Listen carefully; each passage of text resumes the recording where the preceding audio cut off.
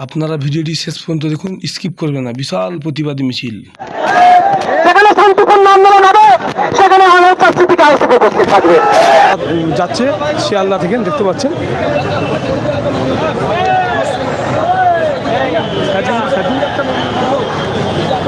এই যে আপনারা আন্দোলন করছেন, যদি এর পরেও যদি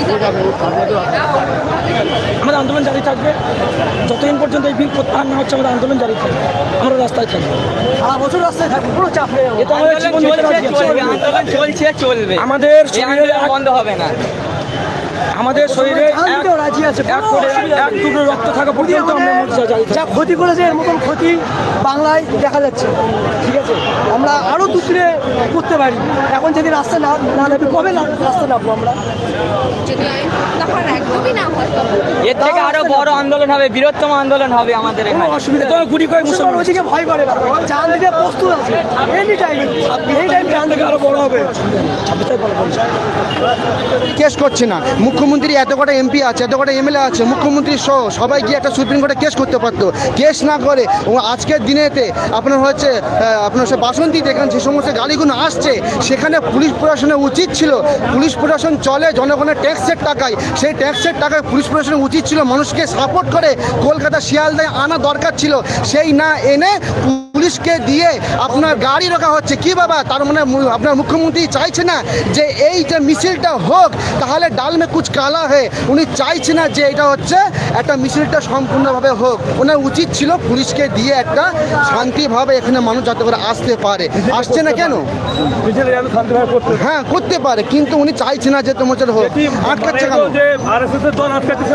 সেটা বলে যেতে। কিন্তু দিদির পুলিশকে দিয়ে আটকাচ্ছে, তাহলে এর মধ্যে তাহলে কোনো রকম আপনার ব্যাপার আছে। ওনারা তো অকাপের জন্য আন্দোলন করছে, এর জন্য আমরা সাধুবাদ জানাই, ধন্যবাদ জানাই। তাহলে আজকে আমরা যে অকাপের জন্য আন্দোলন করছি, ওনাদের উচিত ছিল আমাদেরকে একসাথে নিয়ে আমাদের সাপোর্ট করা। সাপোর্ট না করে বিরোধী করছে, তার মানে কি উনি চাইছে না যে মুসলমান আন্দোলন করুক, অকাপের জন্য আন্দোলন করে। উনি চাইছে যে অকাপ বিলটা পাস হয়ে যাক, মুসলমানকে বোকা বানানো যাবে না। এই জবাব 2026-এ মানুষ হাড়ে হাড়ে দিয়ে দেবে। আমরা মেটিয়া পুরুষবাসী একটা কথা বলছি, মেটিয়া পুরুষে নামিয়ে এসেছি। মেটিয়া পুরুষের সমস্ত মানুষ দিদিকে ভোট দিয়েছে, আমরাও দিদিকে একসময় চেয়েছিলাম, কিন্তু দিদি মানুষের আঘাত দিয়েছে। আমরা টিএমসি ছেড়ে এবং সমস্ত মেটিয়া পুরুষবাসী টিএমসি ছেড়ে আজ ভাইজানের দিকে এগিয়ে যাবে বলে দিলাম এটা আপনার জন্য। হ্যাঁ, দিদি যত আটকাবে ছোট ভাইজানকে, তত সব টিএমসি ছেড়ে আইএসএফের দিকে চলে যাবে। আমাদের মেটিয়া পুরুষবাসী বেশিরভাগ সব টিএমসিকে ভোট দিয়েছে এবং টিএমসিকে সাপোর্ট করে। কিন্তু আজ যে মানুষ, আজ যে এই দিদি যে অপব্যবহার করছে পুলিশ প্রশাসনকে দিয়ে, এর জন্য কিন্তু 2026 একটা এফেক্ট করতে পারে। মোদি হটাও, মোদি হটাও। ভেতরে চলে আসুন, বিস্তৃত বক্তব্য দেন।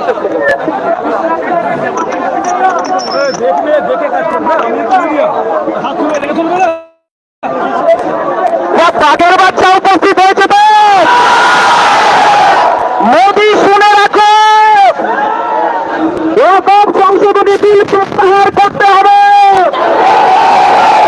মমতা বন্দ্যোপাধ্যায় পুলিশ মন্ত্রী, আপনি রুখেছেন কিন্তু আটকাতে পারেননি বাঘের বাচ্চাটাকে। যতক্ষণ আমাদের দেহে রক্ত আছে, এই অকাপ সংশোধনী বিল প্রত্যাহার করতে হবে। মোদি তুমি জেনে রাখো যে লিমিটেশন অ্যাক্ট অকাপের ক্ষেত্রে প্রযোজ্য নয়। লিমিটেশন অ্যাক্ট কি? অর্ডিনারি আইন আছে, 12 বছর কোনো জায়গার উপরে থাকলে, জায়গার মালিক না হলে সত্তার মালিক হয়ে যায়, সেটা শুধু ওয়াকাফের উপরে প্রযোজ্য ছিল না। শুধু ওয়াকাফ নয়, বিভিন্ন রিলিজিয়াস এনভায়রনমেন্টের ক্ষেত্রে প্রযোজ্য নয়। কিন্তু সংশোধনের নামে মুসলমানদের উপকার করতে যে, মুসলমান বিধবা মায়েদের উপকার করছে, মুসলমান ডিভোর্সি মায়েদের উপকার করার জন্য বলছে, মুসলমান গরিব মায়েদের বাপেদের উপকার করার জন্য আইন তুলে দিল। যে কেউ যে কোনো জায়গায় বসে গিয়ে, ওয়াকাফে বসে গিয়ে বলে দিবি আমি 12 বছর আছি, ডিসপুটেড ল্যান্ড হয়ে গেল, মামলা হয়ে গেল, শুরু হয়ে যাবে, মানে মামলার দিকে এগিয়ে দিল। আর কেন আমরা বিরোধিতা করছি? অনেক কটা পয়েন্ট আছে, আমি আপনাদেরকে আর বেশিক্ষণ রাখবো না। আমি 5 মিনিট বক্তব্য দিয়ে ছেড়ে দেবো, কারণ অসুবিধা আছে ভাই। 5 মিনিট বক্তব্য দেবো। ওয়াক বাই ইউজার, মৌখিক গান, সহজ ভাষা যদি বলি, সেটা কারা? সেটা শুধু কি আশাপের ক্ষেত্রে প্রযোজ্য ছিল? যে কোনো ধর্মীয় প্রতিষ্ঠানে যে কোনো মানুষ সম্পত্তি দিতে গেলে ওয়ার্ড বাই ইউজারটা বৈধ ছিল, কিন্তু এই কেন্দ্রের সরকার ওয়ার্ড বাই ইউজারটাকে তুলে দিল। ফলে যে সমস্ত সম্পত্তিগুলো মৌখিক দান করা আছে সেইগুলোকে এরা এবার কেড়ে নেবে। অ্যাকচুয়াল এরা কিন্তু এটা কেউ যদি মনে করে মুসলমানদের উপর যেমন প্রিয় হচ্ছে, এটা নয়। এদের লক্ষ্য হচ্ছে জমি হামর আইন প্রপার্টিগুলোতে লক্ষ্য হয়েছে পুঁজিপতিদের হাতে তুলে দেবে। আজকে ওয়াকাফের উপর হচ্ছে, মুসলমানদের উপর হচ্ছে, কালকে দেবত্ব সম্পত্তির উপরে হবে, পরশুদিন শিখেদের উপরে হবে, তারপর খ্রিস্টানদের হবে, তারপর আদিবাসীদের উপর অলরেডি হয়ে গেছে একটা পর্যায়ে। ফরেস্ট রাইট অ্যাক্ট 2023-এর নামে তাদের অধিকার কেড়ে নিতে চাইছে। তো বন্ধুগণ, আমাদেরকে ঐক্যবদ্ধ হতে হবে।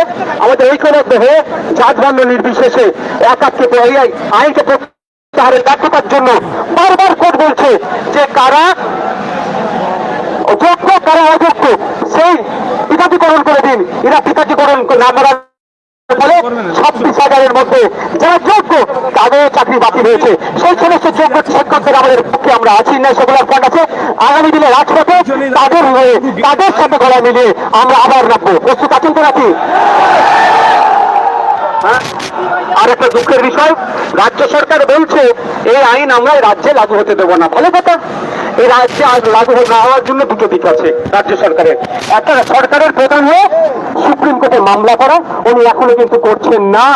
রাস্তাঘাটে পথে ঘাটে যারা আমরা যখন এই আইনের বিরোধিতা করে আন্দোলন করছি, আমাদের উপর আক্রমণ করছে।